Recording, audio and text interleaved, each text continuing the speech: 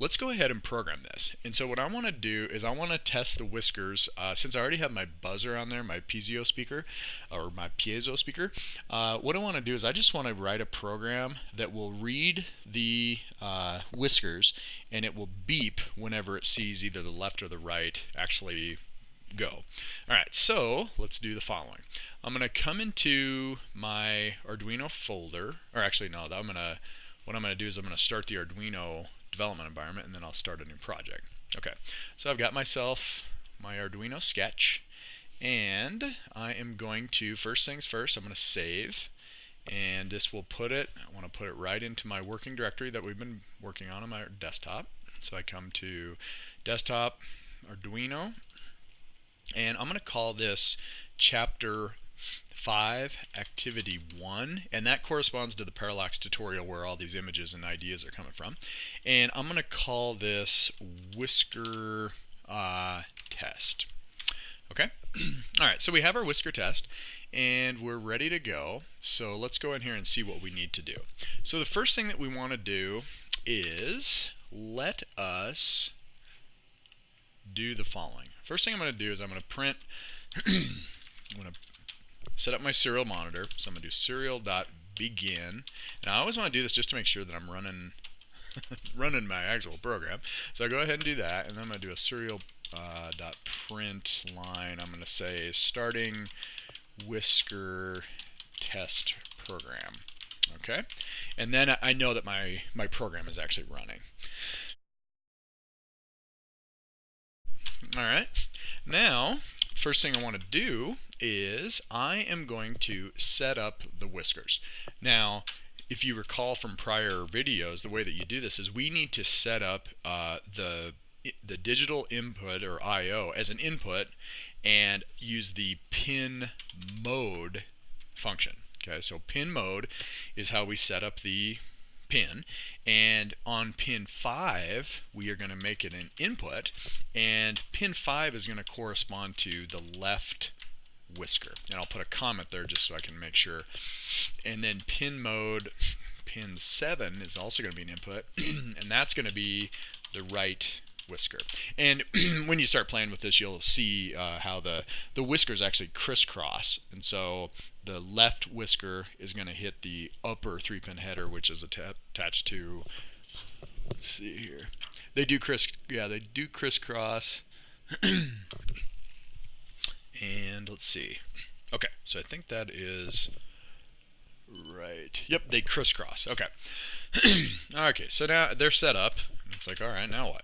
Well, what we want to do is we want to read from them.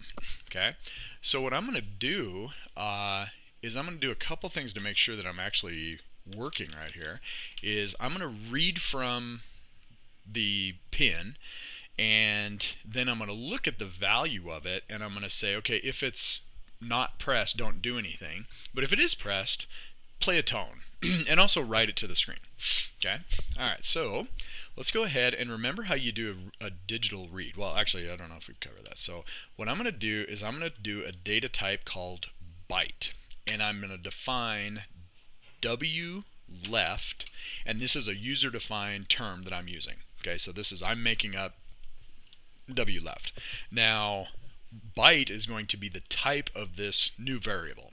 Okay, and then on the same line, I can actually use the function digital read. And now what it's going to do is it's going to go out and it's going to go to what pin number I give in the argument. So this right here will come down, and when it's executed, it will go grab the value on pin 5, which is our left whisker, and it's going to assign it to this new variable that I have, which is called W left, and the type of W left is byte. Okay, all right, and so the value of W left is either going to be a 1 or it's going to be a 0. Now we know that the pin itself is just a single bit, right? It's just a 1 or a 0, high or low, but we can't have a binary data type. We can only have in chunks of 8 bits at a time, so that's why we have to do byte. But it doesn't matter because the value, all the other bits within the 8 bits here are just going to be zeros. So the value of this W left will either be a 0, which is 0, 0, 0, 0, 0, 0, 0, 0, or it'll be 1, which is 0, 0, 0, 0, 0, 0, 0, 1. Okay? Okay, so I got it. All right, so I read that and I stuffed it in that variable. And notice that I'm in this loop, so I'm just going to continually read that thing. Well, let's go ahead and read our other guy. Let's do our right whisker, which is on pin 7. And we'll come in here and we'll make that a W right. And I've read them. Okay, so life is good. Now you say, well, what do you do with this stuff? Well, why don't we print these to the screen and take a look at what this might look like. So I'm going to do the following. I'm going to go ahead and I'm going to do serial.print, and I can just do W left, and that's going to print either a 0 or a 1 to the screen of what left is. Notice I'm not going to put a return on there, because then I'll come right after it and I'll do a serial print W right. And what this should do is just print 0s and 1s, and it'll continually do this. And let me put a little delay in here, so I'll delay 50. And let's go ahead, save this, and compile it, make sure that everything is okay. So while that's compiling, I'll bring over the monitor here. Let's see. Alright, so it's going to compile. And we're almost ready, and then we'll download this baby.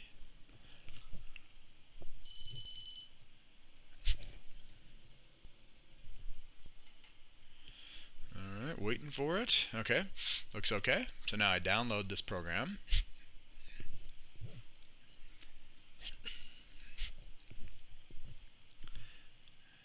Okay, so I'm going to come over here, and okay, so check this out.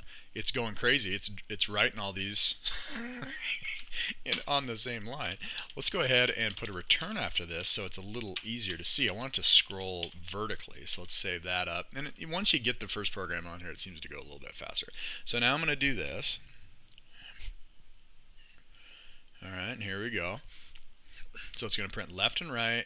Okay, so starting whisker. Now look at what's happening. So it's going 1, 1, 1, 1, 1. Now, here's what's cool about this. I'm going to show you a few things. So first of all, here's mine, okay? And this is my left whisker.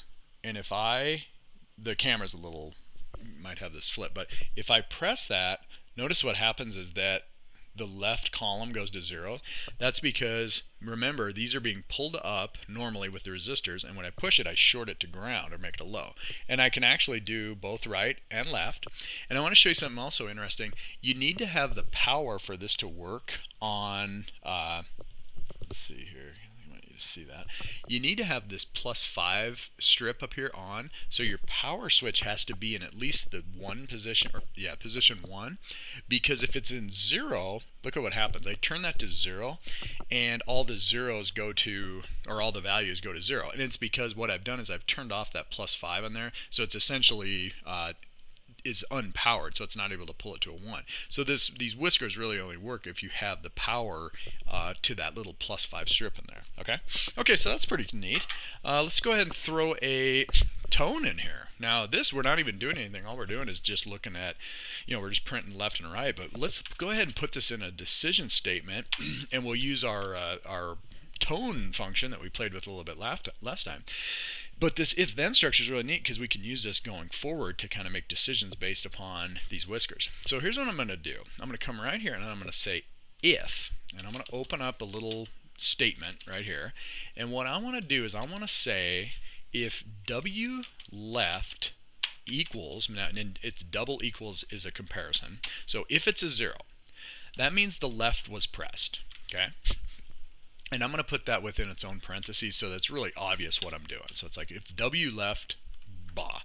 Then I'm going to say and then I'm going to say W left, or excuse me, I'm going to say W right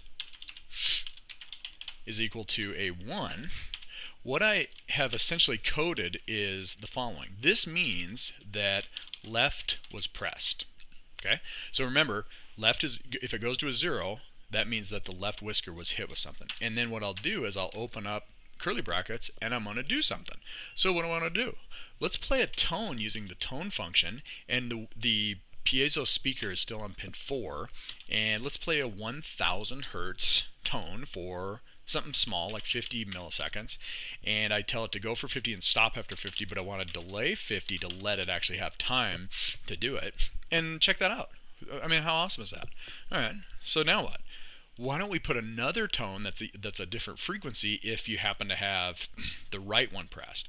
So the way that you do that is I do an else statement after this, and I'm going to copy this entire segment right there, and I come down here and I go else, and then I pop my if there. And at this situation, what I want to do is I want to see that the left was not pressed, it was the actual right pressed. Okay, so now this one is going to be, I'll put my comment on here as right pressed. And so then if the right whisker was pressed, what I want to do is let's play a tone, but let's play a different tone. So let's play 2 kilohertz, okay? And then finally, let's do the exact same thing where I'm going to do a third else if.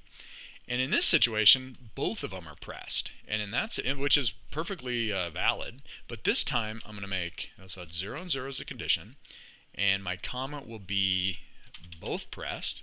And let's play a tone that's like 3000.